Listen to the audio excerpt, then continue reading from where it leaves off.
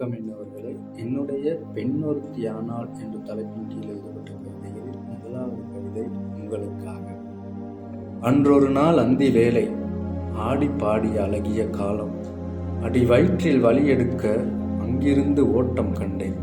அம்மாவிடம் போய் நின்றேன். அதிர்ச்சியிலே ஆனந்தமாய் அப்படியே அணைத்து கொண்டு அறையினுள்ளே அழைத்து சென்று அந்த இடம் பார்த்து விட்டு அம்மா தந்தால் எனக்கு முத்தம் ஒன்று. அவ்வேளை அருகில் உள்ள அத்தையும் வந்து பார்த்தாள். அனைவருமே கூடி பேசி அப்பாவை வர வைத்தனர் அடுத்த வேலை பார்ப்பதற்கு. அப்பாவை வர வைத்தனர் அடுத்த வேலை பார்ப்பதற்கு.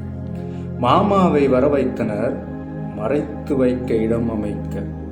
மாலை வேலை ஆகியதால் மகிழ்ச்சியாக கழிந்ததன்று மனதுக்குள்ளே குழப்பத்தோடு. அடுத்த நாள் ஆனதும் அன்று அக்கம் பக்கத்தார் வந்து நின்றனர். அதிசயமாய் என்னை பார்த்தனர். அழகியே வெளியில் வா என்றனர். அறையிலிருந்து அழைத்து என்னை சென்றனர். குடும்பத்தோடு ஒன்று சேர்ந்து குளிக்க வைத்தனர் அன்போடு. குத்து விளக்கு தீபமிட்டு குரல்களால் வாழ்த்தி நின்றனர் குலமகளே குறுநகையே என்று.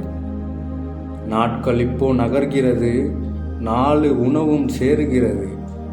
நாட்டுக்கோழி முட்டையும் நல்லெண்ணெயும் நாக்கில் படவே கசக்கிறது, நாவுக்கு ருசியாகவும் அமைகிறது. நாட்டுக்கோழி முட்டையும் நல்லெண்ணெயும் நாக்கில் படவே கசக்கிறது, நாவுக்கு ருசியாகவும் அமைகிறது. வெளியில் வரும் வேளையிலே வெட்கத்தோடு வந்து நின்றேன். வெளியில் வரும் வேளையிலே வெட்கத்தோடு வந்து நின்றேன்.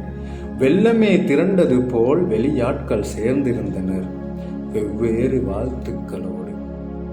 பெரிய மனுஷி ஆனதாக பெருமைப்பட்ட நாள் அன்று பெருமளவு யோசிக்கவில்லை பெண்ணொருத்தி குமரியானால் பெறவிருக்கும் கஷ்டங்களை. பெரிய மனுஷி ஆனதாக பெருமைப்பட்ட நாளன்று பெருமளவு யோசிக்கவில்லை பெண்ணொருத்தி குமரியானால் பெறவிருக்கும் கஷ்டங்களை. மனசாட்சி மங்கி போன மனிதனுக்கும் தோண வேண்டும் மாதருக்கும் வாழ்க்கை உண்டு மகிழ்ச்சியாக்க பயன்படுத்தும் மலிவு விலை பொருள் அல்ல.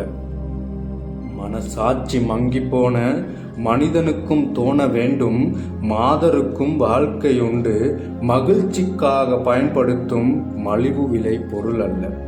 மங்கை என்னும் வடிவிலுள்ள மட்டில்லா கடவுள் என்றும் மங்கை என்னும் வடிவிலுள்ள மட்டில்லா கடவுள் என்றும் பூப்புனிதம் என்னும் சொல்லில் மட்டும் அடங்கிவிடக் கூடாது பெண்களில் புனிதம் என்றும். புனிதம் என்னும் சொல்லில் மட்டும் அடங்கிவிடக் கூடாது பெண்களின்